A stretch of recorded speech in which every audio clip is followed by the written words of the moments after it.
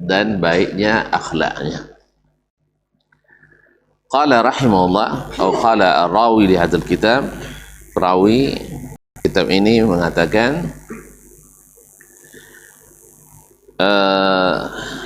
akhbarana Abul Hasan, telah menceritakan kepada kami Abul Hasan, yakni Ali bin Abdul Aziz ibn Mardak An-Nisaburi.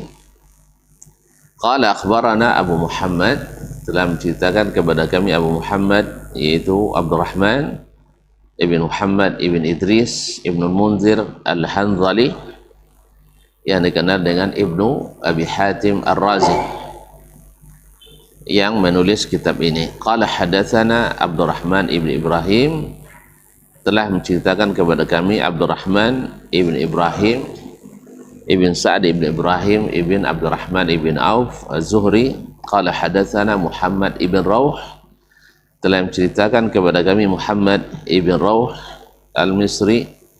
Qala hadatsana Az-Zubair ibn Sulaiman Al-Qurashi, telah menceritakan kepada kami Zubair bin Sulaiman Al-Qurashi.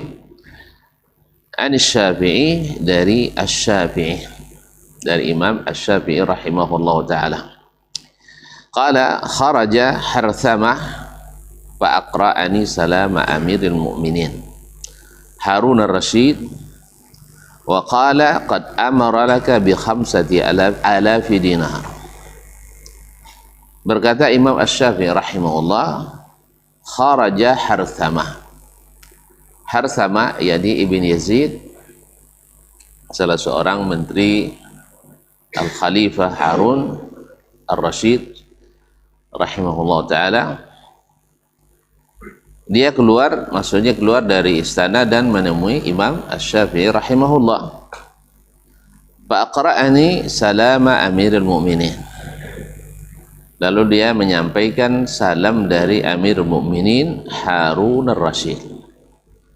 Harun ar-Rasyid, itu Harun ar-Rasyid adalah khalifah yang masyhur. Cuman di kita masyhurnya gara-gara Abu Nawas. Jadi ini cerita mungkin dikarang oleh orang-orang, cerita 1001 malam, yang isinya adalah dongeng, sengaja mungkin untuk merendahkan Harun ar-Rasyid, karena Harun ar-Rasyid adalah termasuk yang salah satu khalifah yang adil, khalifah yang teguh melaksanakan sunnah Nabi alaihissalatu wassalam. Masa ia jadi mainan seorang Abu Nawas. Allah musta'an. Wa qala qad amara laka bi 5,000 dinar. Dia telah perintahkan untuk menyerahkan kepadamu, yaitu sebanyak 5,000 dinar. Sekian ya bang? Nah, bapak gak ada? Boleh ya hitung je bang? 5,000 dikali 6,000, 6 juta matu ya. Berapa? 6 juta mati sama ya? Sama ya bang? Dah lama tak mau lihat ni. Dia tu ya dia. Sama? 5 juta? Baik, salah dan berarti sagram apa? 2 juta sagram. Baik, kali 4,2 dikali 5 juta, 2 juta. Iya Pak, sekian ni senyum bang. 45,000 ibu-ibu. Iya, 45,000 ibu-ibu.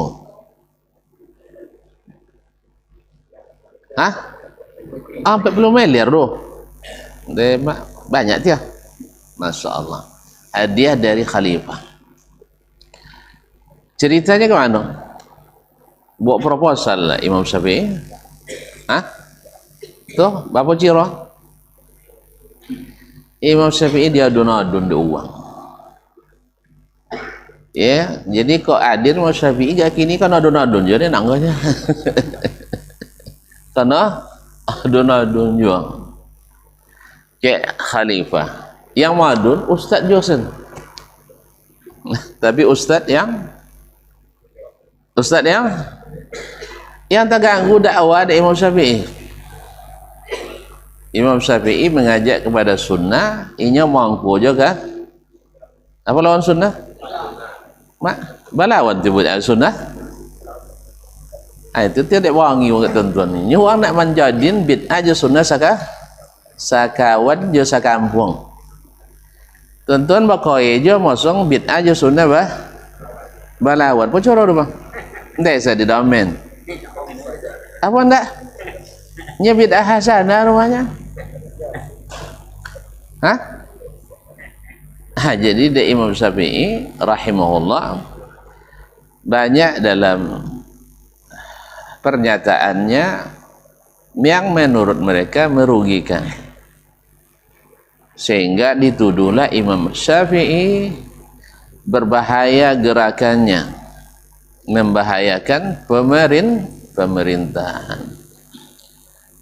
Jadi kau senawu jangan macam itu dulunya lain. Sanjang zaman Nabi ada mah. Kan bahaya dakwah Nabi dunia. Yang nyambi bahaya siapa? Pak Haji. Dia lupa je lah. Pak Haji pengurus Masjidil Haram. Ada Masjidil Haram zaman Nabi? Masjidil Haram lah ada zaman Nabi. Allah, siapa pengurus? Pak Haji. Haji siapa? Haji Abu Jahal, Haji Abu Lahab. Itu dia Nabi tak boleh ngaji situ dah. Padahal datuinya buat kan ya. Jadi kak sampai misal minta tuntun buat masjid tu dia boleh ngaji situ. Tagang dia Pak Haji. Jangan saya di mana oleh. Sebab Nabi pun dulu datu buat masjid. Tagang dia pengurus Pak Haji tu. Apa salah Nabi? Apa salah Nabi? Bedo kaji. Jo umumnya masyarakat Makkah. Mereka nak tawassul jo melalui wali dan orang-orang soleh tu. Sono nak tawassul istighasah sono minta kepada orang-orang saleh, contoh Lata, Uzza, Manat. Ini Nabi boleh tak? Boleh tak? Mereka ingin je kuburan-kuburan keramat. Nabi togang mengultuskan kuburan-kuburan keramat. Akhirnya mereka merasa terganggu oleh dakwah Nabi alaihissalatu wassalam. Nah, Imam Asy-Syafi'i rahimahullah dulu lawannya lain lagi. Banyak bertentangan dengan orang-orang pengusung logika. Orang-orang Mu'tazilah, Al-Mutakallimin, sehingga sering berdebat dengan Imam Syafi'i kala tawi. Akhirnya seketika tidak bisa dihadapi dengan hujjah dan dalil. Akhirnya mereka membuat pengaduan kepada pemimpin. Untung Harun Ar-Rasyid rahimahullah adalah pemimpin yang adil, tidak menyatukan hukuman kecuali mendengar penjelasan. Ketika Imam Syafi'i dirantai Imam Syafi'i itu bang, tidak bang undang apa dipanggil macam itu di Bakabe, ini jo muik-muiknya dengan tuduhan akan merongrong kekuasaan. Kalau bahasa kasau jadi khawarij, aliran berbahaya. Sampai depan Al-Khalifah, lalu Imam Syafi'i menjelaskan akidahnya. Jangankan untuk melakukan pemberontakan, demo je tak amu dan deninya. Bosok ini doy. Demo je tak amu, apalagi memberontak. Tapi memang pihak-pihak yang pembisik-pembisik yang menyebabkan pembusukan itu pandai memainkan kata-kata. Tapi alhamdulillah dengan izin Allah dan keadilan Khalifah Harun ar-Rasyid, ia memang kalau adil ya benci luar liberal kayaknya. Jadi orang Mu'tazilah sangat benci pada Harun ar-Rasyid, benci sampai-sampai sabuin tak Harun nama sonor Haman nama sonornya tentu Hamannya tentu Hamannya siapa? Mana sedang sihir? Haman.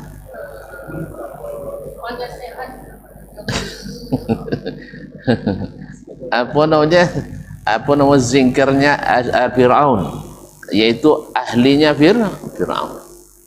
Itu karyanya. Piramida yang ada di Mesir itu adalah karya dari Haman, arsitek ulung, yang menjadi, boleh dikatakan beliau itu menteri segala urusan di masa Fir'aun.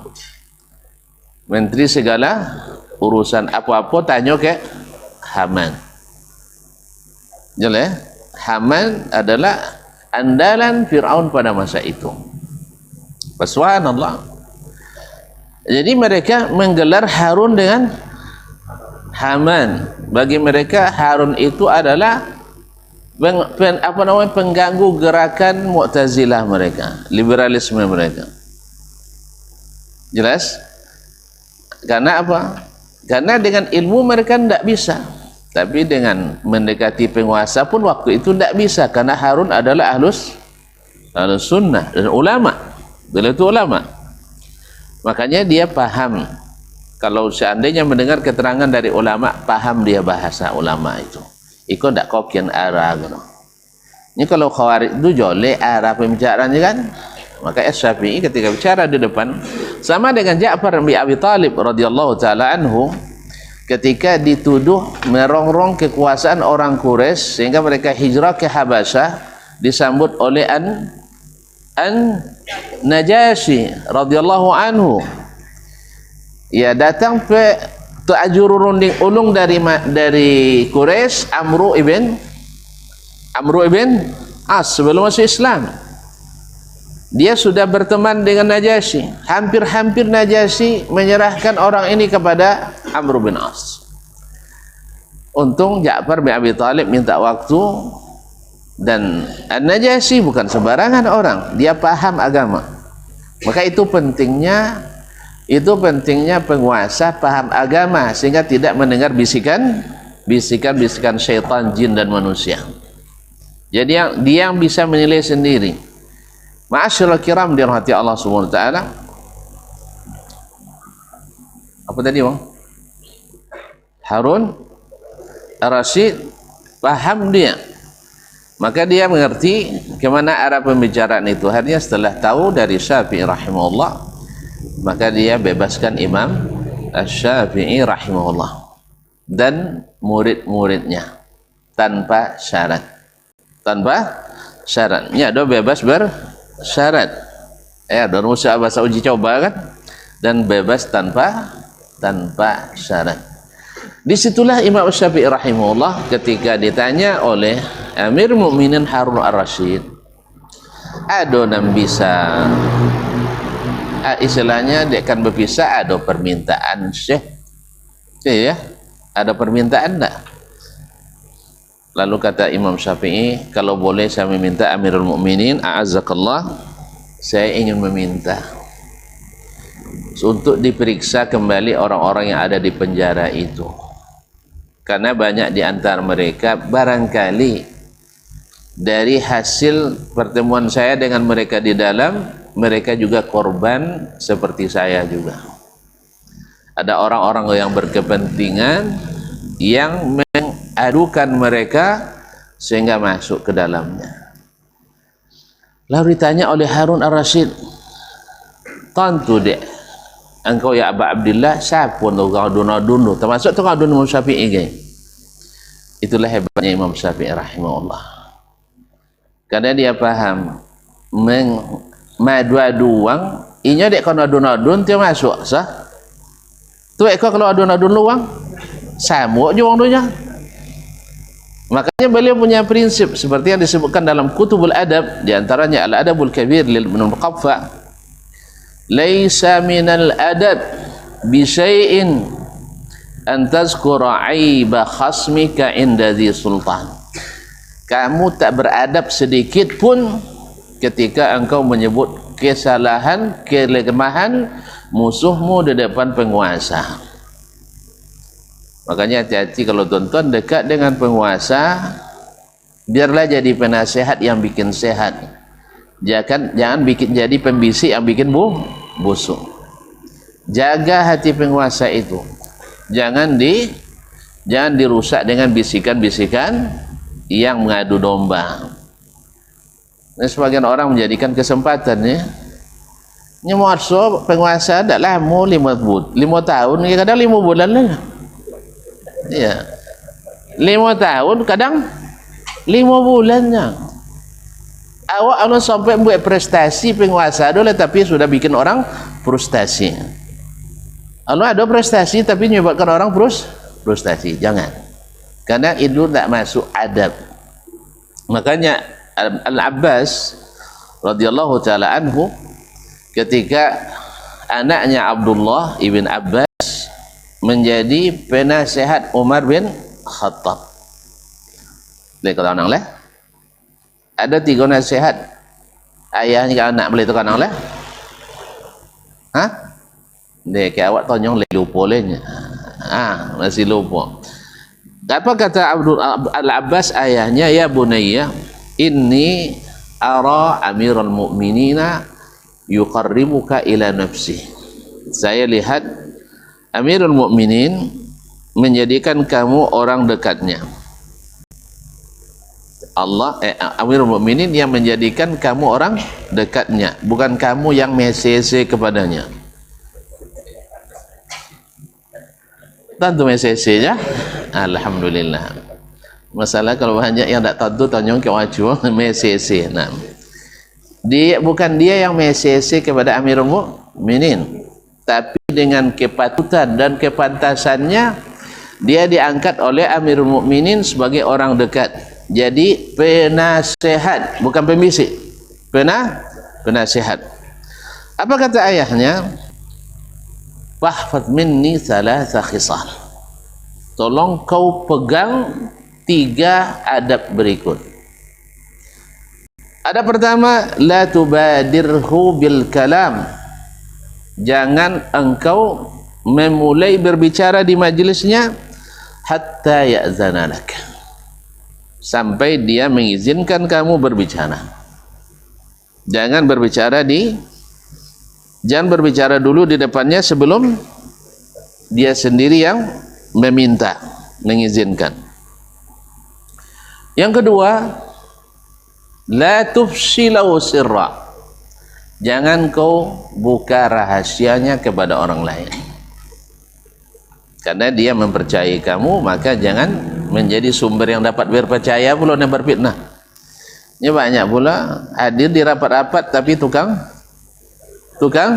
bocorkan. Iya.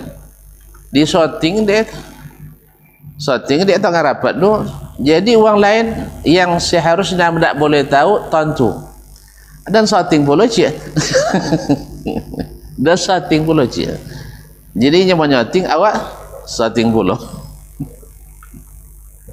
Jadi OTT, operasi tangkap tangan.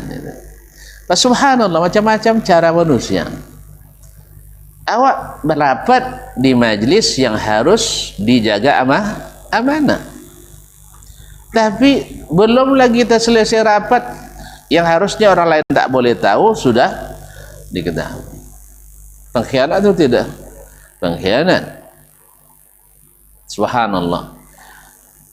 La ilaha illallah. Jadi Abbas menasihati anaknya, jangan kau beberkan rahasianya pada orang lain.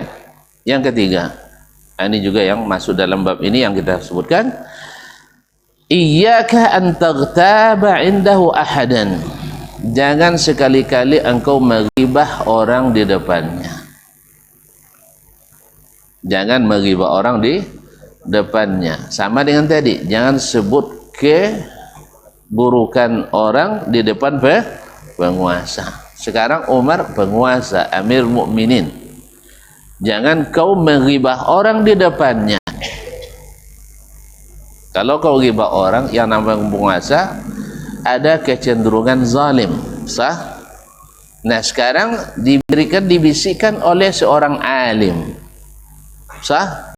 Tentu kuat dia untuk menzalimi. Yang membisikkan adalah orang alim. Makanya kaum muslimin dan muslimat dirahmati Allah SWT, Asy-Syafi'i ketika ditanya siapa uang ya imam, tentu kan la jolek nan diadun la bebas, tidak bersalah. Tentu yang mengadun yang tidak bersalah kan ya aja tunjung siapa uang. Apa kata Amirul Mukminin, apa kata Imam Syafi'i, saya tidak tahu secara spesifik siapa orangnya. Ini cara Imam Syafi'i untuk mengelak. Nyen mengadun banyak berkelompok. Siapa uang itu bukan sih, tentu uang dehnya, tapi siapa otak sebenarnya. Jadi beliau maksudnya supaya Amirul Mukminin sendiri yang meneliti, supaya beliau tidak punya andil untuk menjerumuskan orang lain, walaupun orang itu sudah menjerumuskan beliau. Bayangkan diangkut dari mana, diangkut dari Mekah sampai ke Baghdad dalam keadaan diikat, tidak bayar bang, solat payah, sang awaknya bawa motornya kaki tinggi, tidak bayar lah wahuk sah, ini tidak diikat gara-gara pengaduan orang-orang yang tidak beradab tadi, orang-orang yang tidak beradab. Tapi walaupun demikian Imam Asy-Syafi'i tetap menjaga adab, maka patutlah ditulis kitab Adabus Syafi'i rahimahullah dalam keadaan dizalimi, walaupun hak dia untuk memberitahu, tapi beliau tetap menutupi. Sama dulu muridnya juga Imam Ahmad rahimahullah, diazab oleh 4 khalifah ketika masa Al-Wathiq berkuasa, anak Mu'tasim, sampai-sampai Al-Wathiq mengatakan andainya seorang anak boleh berlepas diri dari ayahnya, tidak ada akuin ayah dari dudonya, kalau boleh macam itu, la tabarra'tu min abi, saya akan berlepas diri dari ayah saya karena menzalimi Imam Ahmad, imamu ahli sunnah. Dia setelah di masa itu, di masa dia bebas, maka orang-orang yang ada di pemerintahan dulu kan anti sunnah, sekarang pro sunnah. Memang masa itu berlalu terus ya, bergantian, al-ayyamu dual. Jadi hari-hari itu ada kalanya kita naik, ada kalanya kita turun. Itu harus diingat. Imam Ahmad rahimahullah mengatakan, nya banyak ni yang bapak je abu ya. Bebas senang. Awak azab dulu kan ya. Bukan hanya Imam Ahmad, ada yang sampai seperti kemarin ada murid Imam Asy-Syafi'i yang mati di penjara gara-gara fitnah itu. Ahmad bin Nasr Al-Marwazi juga terbunuh syahid, dan berapa banyak ulama-ulama terpaksa mengakui, terpaksa. Tapi Imam Ahmad gagah berani menghadapi segala itu walaupun mati. Setelah beliau berkuasa, dalam tanda petik artinya pemerintah pro kepada dakwahnya, orang-orang pada datang, kena lope je nak kena balik ya. Lain kau kan bahasa kompor mangangin kan sakit tu buyanya. Apa kata Imam Ahmad rahimahullah, lihat, amma fi ma baini wa bainahum faqad ahlaltuhum, antara saya dengan mereka, dosa mereka kepada saya, zalim mereka kepada saya sudah halalkan, sudah saya maafkan. Subhanallah. Itu jangan sabuk aja yang pemegang sunnah itu koi. Tidak ada mereka yang koi, dan koi itu lawan sunnah. Saking koi sampai sayang-sayang muncul kan. Allah Ustaz. Kaum muslimin dan muslimat dirahmati Allah SWT, yang keras sunnah masih keras karena datang dari orang yang sangat lembut. Siapa? Muhammad sallallahu alaihi wasallam, Yudhana Muhammad sallallahu alaihi wasallam. Wa ma arsalnaka illa rahmatan lil alamin. Dan sudah terbukti ketika umat ini tak pakai beragama kecuali sunnah, aman, tentram, sah. Tapi ketika banyak bid'ah, auzubillah, Ya, untuk sekarang aja walaupun tak sempurna, negeri yang menjalankan sunnah relatif lebih aman, adil, makmur, terjaga walaupun tidak sempurna, tapi jauh di atas yang tidak menerapkan sunnah. Buktinya di negeri kita subhanallah lebih dari 400 aliran sesat yang resmi mengembalikan formulir daftar ulang yang resmi mengembalikan formulir daftar ulang. Yang tidak mau dituduh sesat pun masih banyak weh. Contoh makali innah, sampai sekarang kan belum keluar surat resmi aliran lah, kalau lah kan belum kan. Ahmadiyah masih tersendat-sendat urusannya, masih banyak yang bela-belain. Nasallallahu salamatal afiyah. Tapi di negeri yang sunnah jalan, walaupun terjadi perbedaan tetapi tidak membentuk banyak golongan. Karena sunnah bila hidup, kata Ibn Abbas, bid'ah pun harus tahu diri. Tapi kalau bid'ah hidup, sunnah akan mati.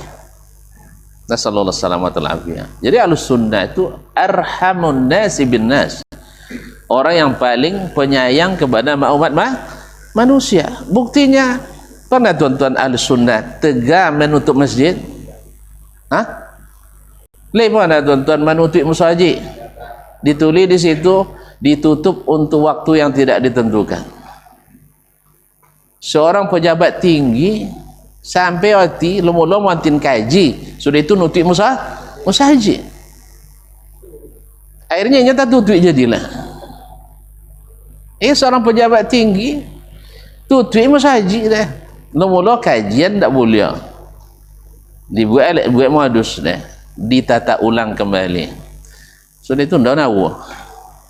Sudah itu bocor masjid seketek, jadi alasan untuk ditutup untuk masa yang tidak ditentukan. Menutup rahmat Allah, menutup karunia Allah, menutup sunnatullah, menutup semua kebaikan, akhirnya Allah tutup dia. Doakan ya, mudah-mudahan Allah memberikan hidayah, memaafkannya, dan supaya cepat dibebaskan, dan mudah-mudahan terbebas dari belenggu bid'ah dan kesesatan lainnya. Nasallallahu salamata kaum muslimin. Imam Ahmad tidak mau. Yang mereka lakukan terhadap saya sudah maafkan. Amma fima bainahum wa bainallah fa ilallah. Antara mereka dengan Allah itu hak Allah. In syaa ghafara lahum wa in syaa adzabahum. Seperti kata Isa ibn Maryam ketika dia berdoa kepada Allah, in tu'azzibhum fa innahum ibaduk. Kalau kau siksa mereka, mereka hamba-hambamu juga. Tapi antara saya dengan mereka, saya sudah maafkan. Ilena wa ahli bid'ah macam itunya. Ilena wa. Alun disakitilah menyakiti wong kojo. Apalagi kalau sudah disakiti seperti Imam Ahmad rahimahullah ta'ala. Nah, jadi memang Asy-Syafi'i adalah guru Ahmad. Ahmad adalah guru Asy-Syafi'i. Guru tidak jauh dari, atau murid tak jauh dari gurunya. Syafi'i memaafkan, Ahmad mengikhlaskan. Jelas? Jadi dia tidak mengatakan, oh sya'nu dulu ya Amirul Mukminin ampai. Tidak. Jadi beaco tidak ada cerita. Silakan Amirul Mukminin selidiki sendiri. Nah, dan saya berharap di sini tidak ada orang yang dizalimi. Makanya Amir Mukminin Harun Ar-Rasyid berkata kepada Imam Syafi'i, demi Allah katanya, tidak boleh ada yang terzalimi di tempat saya selama saya memerintah. Berkat nasihat Imam Asy-Syafi'i rahimahullah. Jadi itu cerita pertemuannya itu, Bang. Nah setelah itu dilepaskanlah Al-Imam Asy-Syafi'i dengan muridnya tadi, karena salah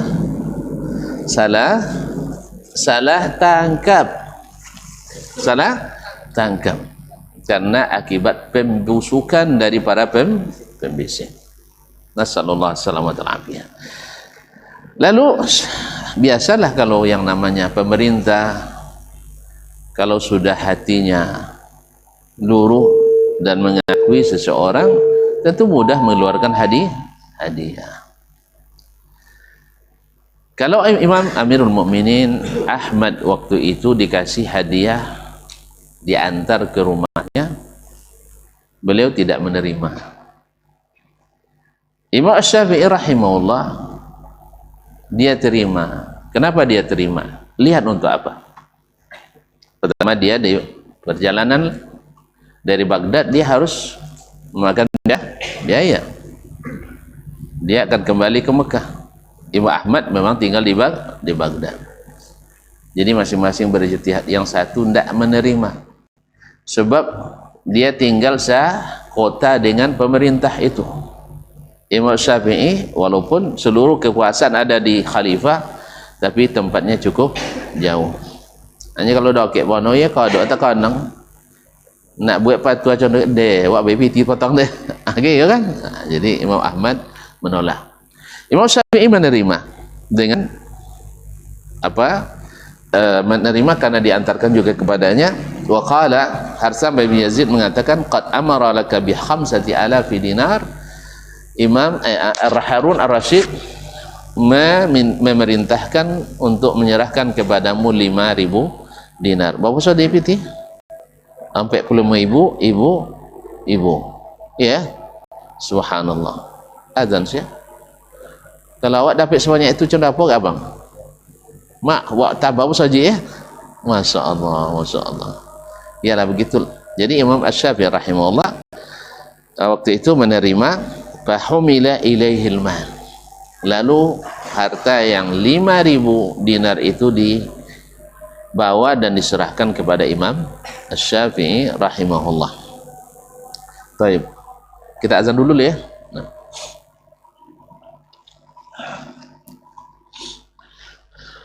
Assalamualaikum warahmatullahi wabarakatuh. Alhamdulillah.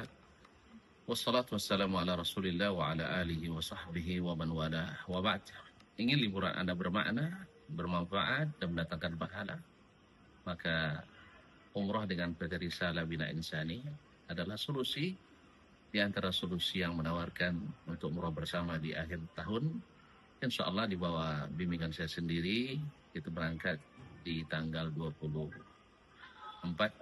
Desember insyaallah, sambil menikmati liburan akhir tahun bersama keluarga, anak dan istri serta pemilik di dua tanah suci Makkah dan Madinah.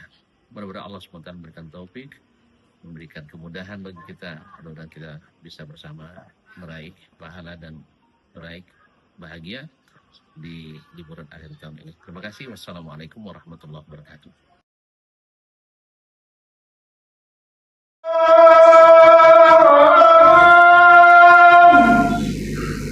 Asyhadu an la ilaha illallah. Asyhadu an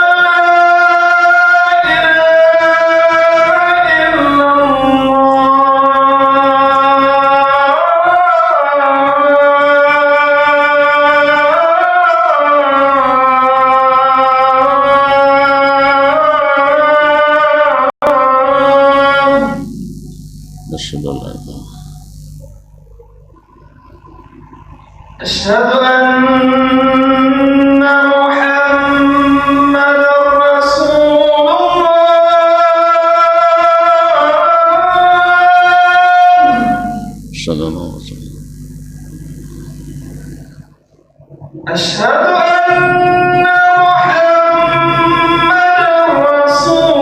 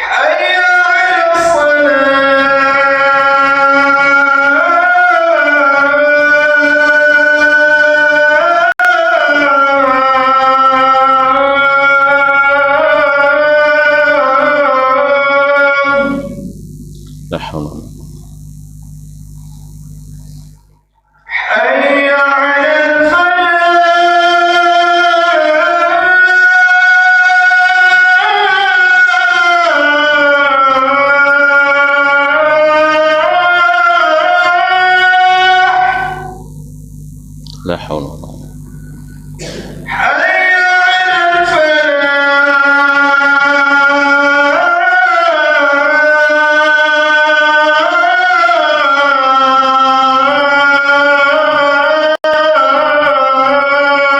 La haula wala quwwata illa billah. Allah.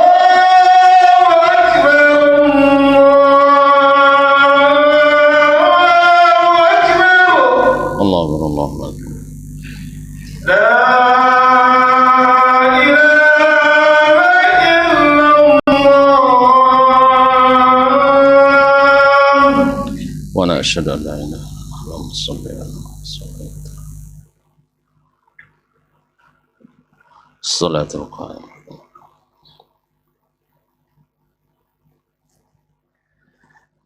Baik, kaum muslimin, kaum muslimat dan hati Allah SWT. Kemudian qala, dia berkata, fahumila al-mal ilaihil mal, lalu harta yang 5.000 dinar itu dibawa kepada Imam Asy-Syafi'i. Nah, saat itu juga bada'a bihajjamin fa akhadha min sya'rihi wa atahu 50 dinara. Lalu Imam Asy-Syafi'i rahimahullah memanggil tukang hijamah, tukang bekam. Fa akhadha min sya'rihi, lalu dia mengambil sebagian dari rambutnya untuk dibekam mungkin di kepalanya, wallahu alam. Wa a'tahu 50 dinara, lalu dia beri 50 dinar. Mak, tukang bekam dapat 50 dinar.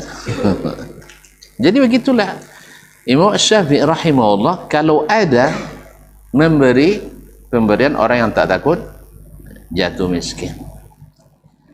Tukang guntiang dapat 50 dinar.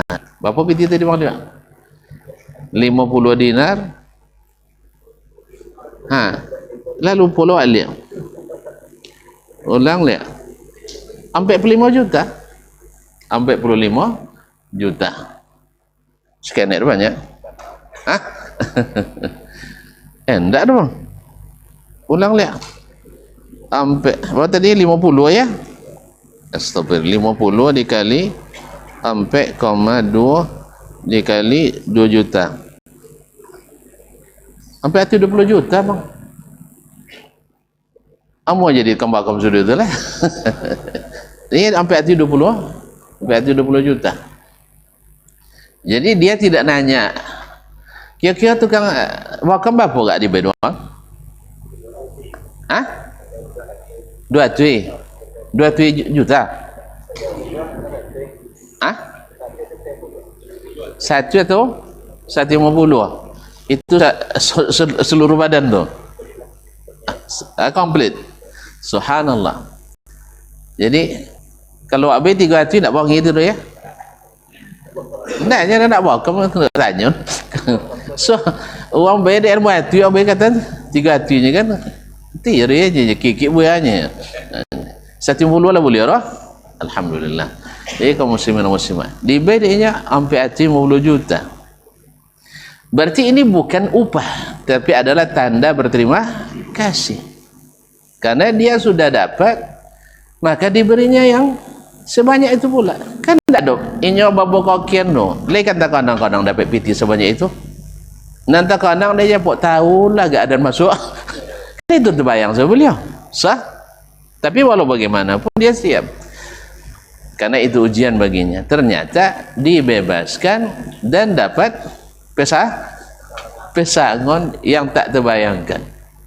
Maka dia bersyukur. Jangan sebagian kita uang ngojong ke Jawa sudah itu dapat PT misalnya 10 juta 250 ribu. Ngojong uang tu kidang 250 tu dan 10 juta. Lihat sah doang. Ni ngojong sodo. Awak cuma pakai nama awak gini. Abai ikut aja beben kayaknya ku populernya. Ndak lagi ku berdagang. Dapat 10 juta 250 ribu. Anda 250 ribu beben kayak kawan. Dan 10 juta basantung seorang. Itu elok roh. Sama mazhab Imam Syafi'i roh. Jadi kaum muslimin dan muslimat ada mati Allah. Kalau semazhab dengan Syafi'i harusnya ada 250 ang sapu Jelas ya bisa dulu. Setidaknya koek dua lah kan. Koek dua siapa awak tu den dan siapa awak bagi dua lah kalian. Sah? Jadilah kau dari 10 juta. Sampai 250 ribu. Ma'asyarul kiram. Wa atau 50 dinaran thumma akhadha riqa'an. Kemudian Imam Asy-Syafi'i mengambil sobekan kain, itu kain-kain sisa, riqa'an, wa sarra min tilka dananir suraran. Lalu dia membagi-bagi dinar itu menjadi beberapa pundi-pundi. Jadi orang dulu kan membungkus emas dengan pundi. Pundi-pundi itu rata-rata terbuat dari kain. Kalau awak terbuat dari kampie, lebih kurang kampie lah, lebih kurang tu. Kampie banyak tembuaknya, lain.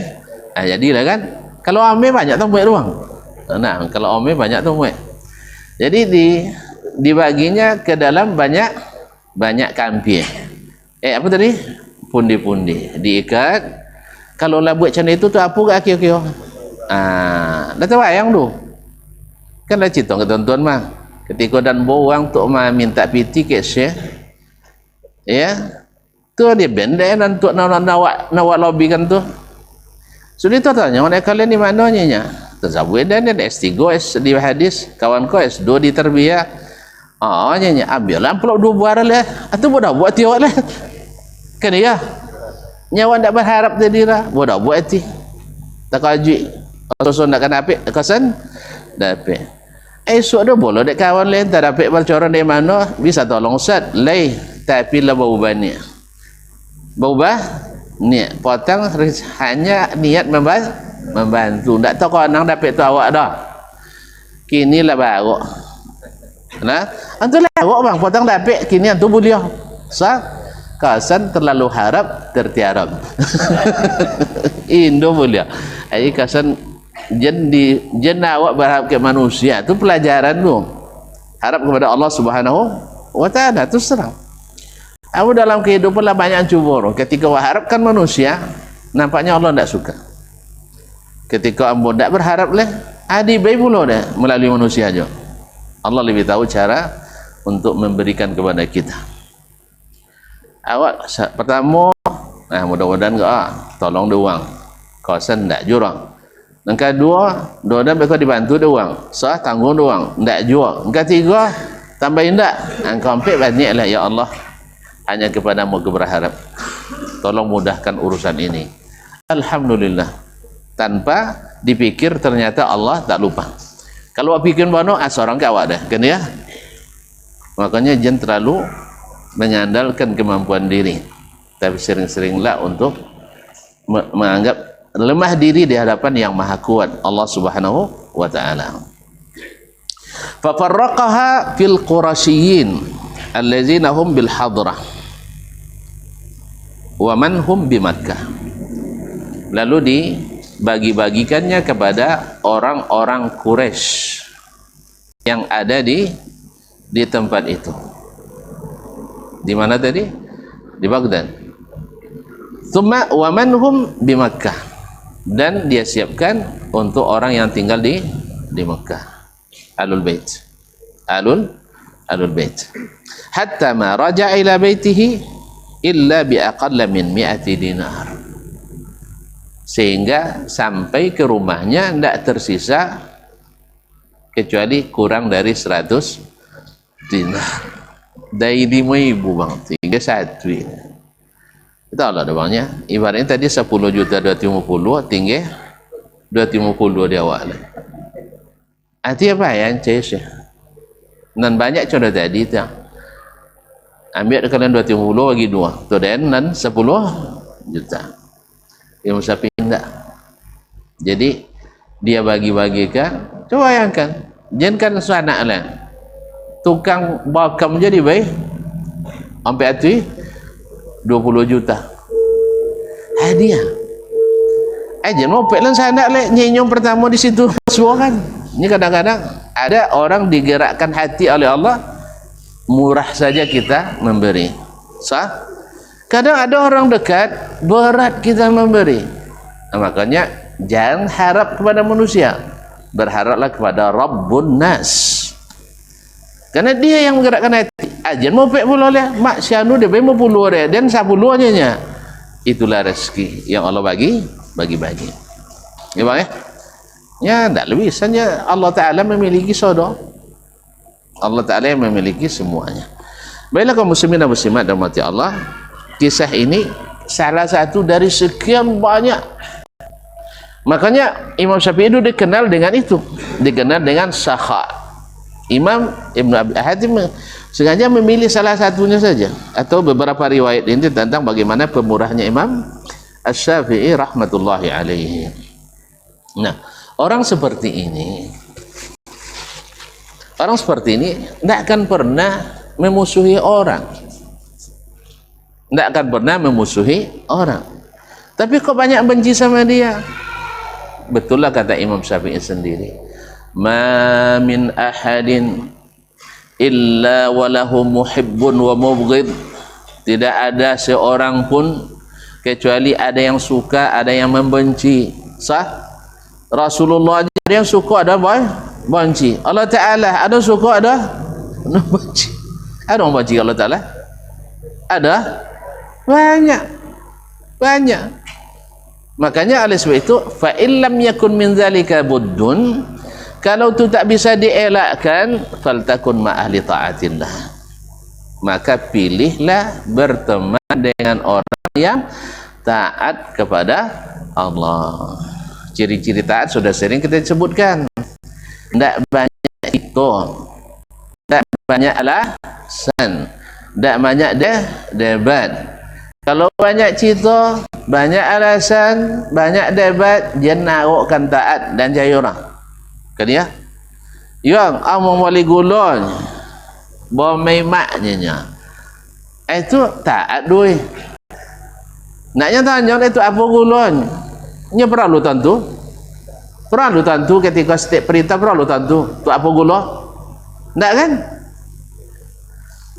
Makanya kalau tompek amat pembangi ya, tu apa maknya kita ikohannya. Itu ikohnya. Itulah sudah itu baru dibuat. Uang tangkau atau uang taat? Tangkau. Begitu oleh Allah Ta'ala, begitu oleh Rasulullah sallallahu alaihi wasallam. Allah Ta'ala itu cuma ikohnya. Uang taat apanya? Uang taat apanya? Ya, cayo kami nyanyinya. Nonton kau? Ancik lo Rasulullah. Ancik dah lo nyanyi. Ancik Allah Ta'ala.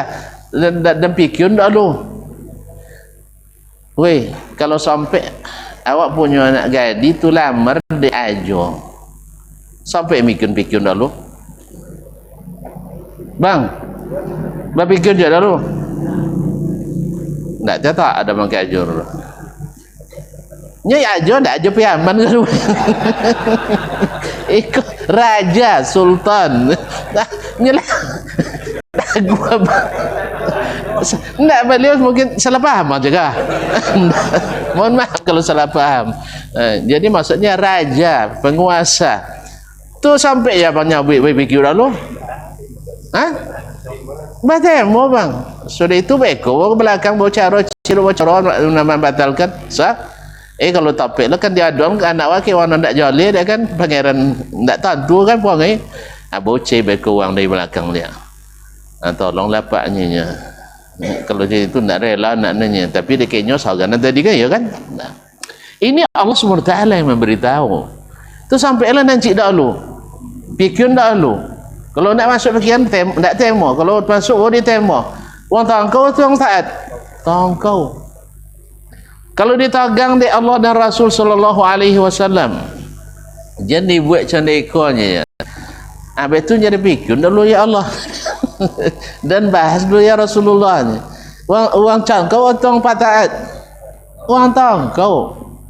Makanya Imam Syafi'i tegaskan, orang yang tidak mau melaksanakan perintah Allah dan Rasul, atau tidak taat atau melanggar larangan Allah dan Rasul, itu ahli maksiat, sekalipun bukan wajib, sekalipun bukan haram. Tu tanya dia murid, bapa je abuyanya? Kan yang meninggalkan yang mubah kan tak berdosa dah. Dia tak berdosa karena ada maksiat yang ada hukumannya, ada maksiat yang tidak ada hukumannya. Nah, jadi hati-hati kaum muslimin. Di bahwasanya tidak ada alasan untuk tidak melaksanakan, buat alasan untuk tidak melaksanakan dengan alasan hanya sunat. Kalau dalam definisi Imam Syafi'i termasuk maksiat walaupun tidak berdosa. Kan Nabi SAW dia, seluruh umatku masuk surga illa man abah, kecuali yang tidak mau. Siapa yang tidak mau? Man ata'ani. Bahasanya man ata'ani, bukan man fa'ala amri, tidak. Man ata'ani, siapa yang taat kepadaku. Yang taat contoh tadi dia boleh guloyong iya mak menentang kau boleh guloyong tu apa gulo maknya sah atau dia buat sapu dah mak teikonya kan pernah tuan-tuan buat kan anak macam itu ya atau ndak awak buat amak awak pernah buat kawan itu dah lain kan ya pay apanya cabut cabaknya tu apa cabak maknya tu lain nak cabak dong kawak tu dah asal banyak tanya perintah joleh ambil cabak tak joleh tak joleh tu apa dia tanya untuk apa leh dia nak dia anak kau kan ya perlu fikir untuk apa kan tak ada kecuali dia omong babi ni hati-hati perlu tanya dulu kan ya dan lah saya tu nak bini sono leh maknya kan ya cuma contoh tadi dia Tok mahar tak nawur kan dia bos sampai nama kalau omong babi ni mak nanggung sodo tu tak jamaah mak nanggung sodo jual pun ada doyongnya tu tak jamaah kamu lah. Jadi kaum muslimin muslimat, jadi ada alasan untuk mikir tadi, tapi kalau hanya sekedar untuk nak membantah saja itu tidak terhitung orang taat. Baik, dah jelas ya. Dah lah jual tu. Tu.